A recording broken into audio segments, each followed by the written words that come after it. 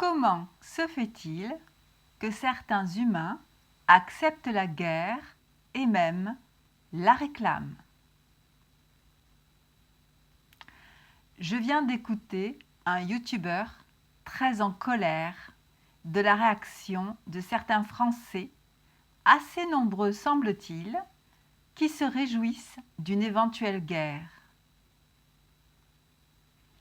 Il ne comprenait pas cela et jugeait le comportement de ces humains d'incapacité à réfléchir par soi-même comme s'ils suivaient une pensée dominante.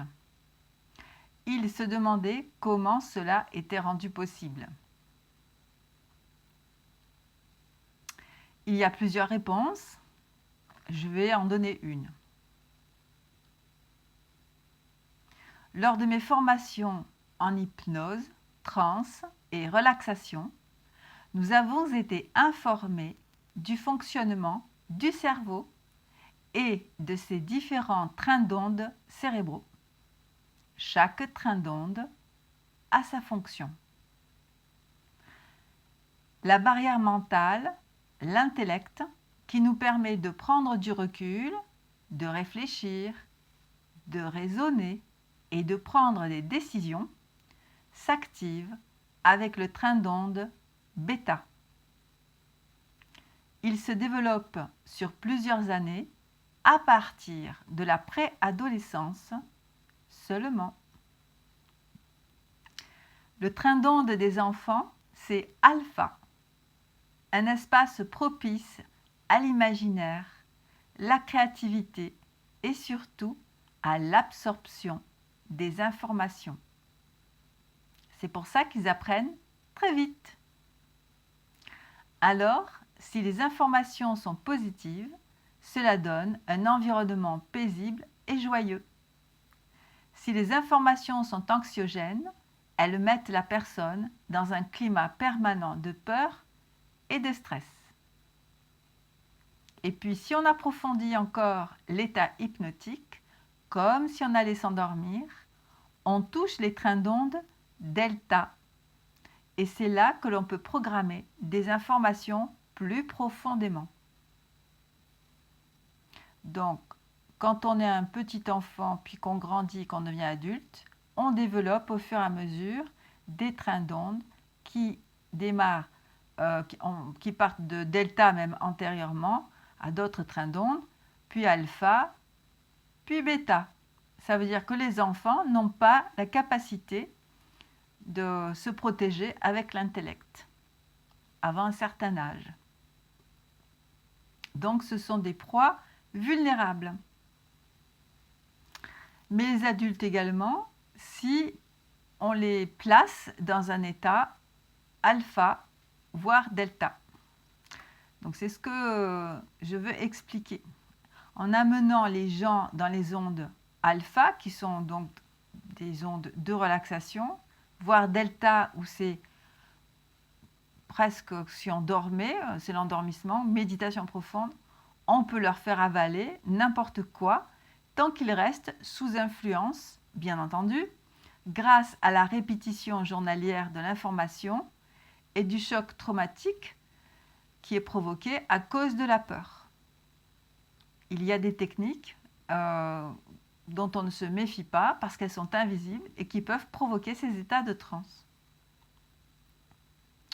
Pour exemple, un excellent moyen de parvenir à faire accepter et prendre plaisir à la guerre est les jeux vidéo de plus en plus réalistes où l'on gagne des récompenses à tuer, voire à violer, si ce n'est torturer d'autres êtres humains.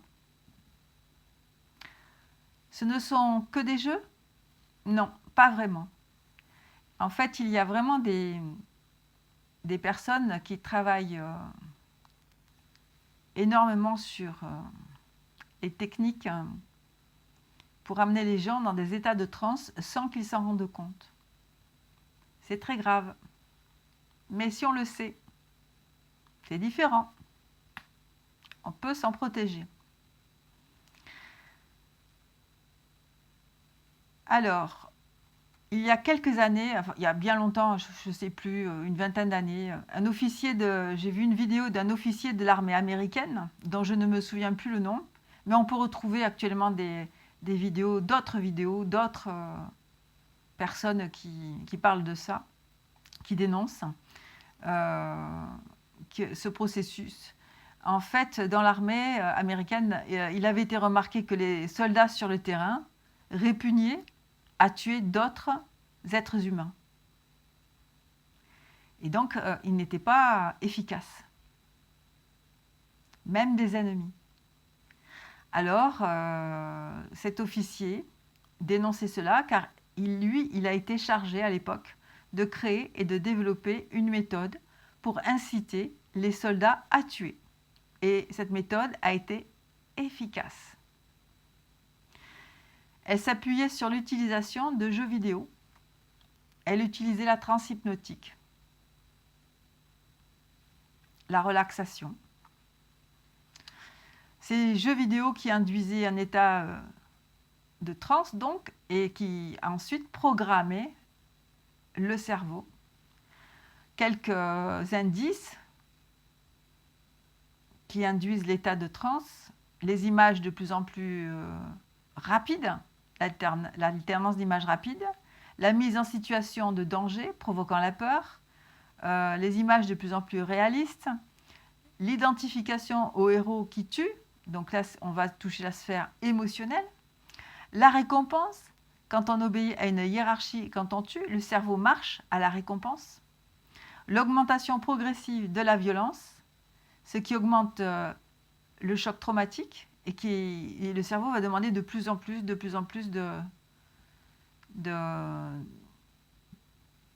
d'excitation et de provocation pour pouvoir satisfaire